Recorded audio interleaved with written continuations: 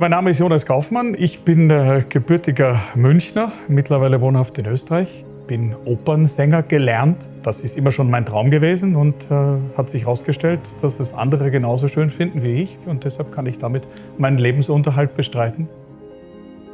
Es gibt sicher Phasen, in denen man nicht singt, weil man zum Beispiel stark erkältet ist und deshalb die Entzündung, die im Hals ist, nicht auf die Stimmbänder übertragen möchte. Aber der Normalzustand ist jeden Tag. Man lebt mit Musik, also man kann nicht aufhören. Also diese Melodien, die gehen einem im Kopf rum, Tag und Nacht. Ein Opernstar werden, das kann man sich gerne vornehmen, das ist nicht so leicht und es ist auch nicht so realistisch. Insofern habe ich nie davon geträumt oder gewusst gar, dass ich einmal in die erste Reihe sozusagen vorrücke in der Oper.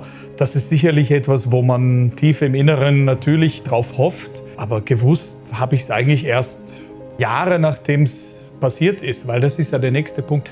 Ich kann natürlich schon schauen, dass ich einmal richtig Gas gebe und alles annehme und versuche überall 130% zu geben. Aber kann ich das durchhalten? Kann ich also diese Versprechen, die ich mir da vorgelegt habe, die muss ich ja dann auch erfüllen? Ich glaube schon, dass mein Beruf eine Berufung ist. Das ist etwas, was ich von Kindesbeinen an geliebt habe. Ich habe als ganz kleiner Bub schon im Chor gesungen und immer weiter Musik und Singen in meinem Leben gehabt und wollte nie ohne das leben. Dass ich damit mein Geld verdiene, ist jetzt nicht das gewesen, was ich von Anfang an geglaubt habe. Aber man muss an sich glauben. Man muss diesen unglaublichen Willen haben, das zu versuchen. Und das ist auch etwas, was ich versuche, jungen Menschen immer wieder klarzumachen. Dass das Risiko sehr groß ist, dass man es nicht schafft. Die allerwenigsten kommen bis da oben hin. Aber wenn ich das wirklich spüre und wenn das für mich eben eine Art Berufung ist, dann muss ich das versuchen. Ich werde immer wieder gefragt, was man denn tut, wenn man plötzlich keine Stimme mehr hat, ob man die ganze Zeit in dieser Angst lebt.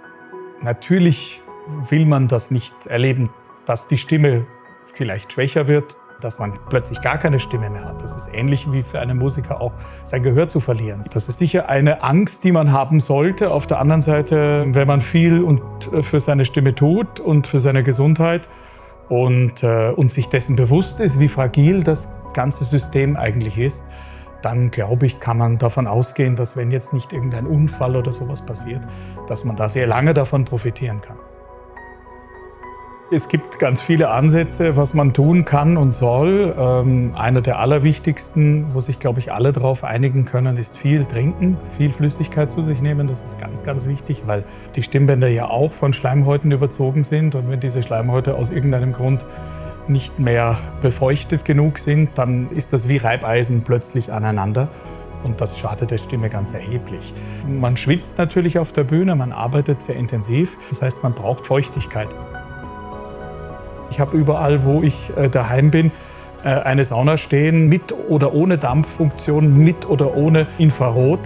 Infrarot ist auch großartig, finde ich, weil es eben gerade meinen Problembereich Rücken betrifft, den einfach perfekt punktuell nochmal aufwärmt und damit lockert. Und ich muss sagen, seit ich das regelmäßig mache, höre ich immer wieder von denen, die sich dann mit meinen Rückenmuskeln beschäftigen müssen. Ist das irgendwie, arbeitest du weniger? Was ist da los? Das ist ja alles irgendwie weicher.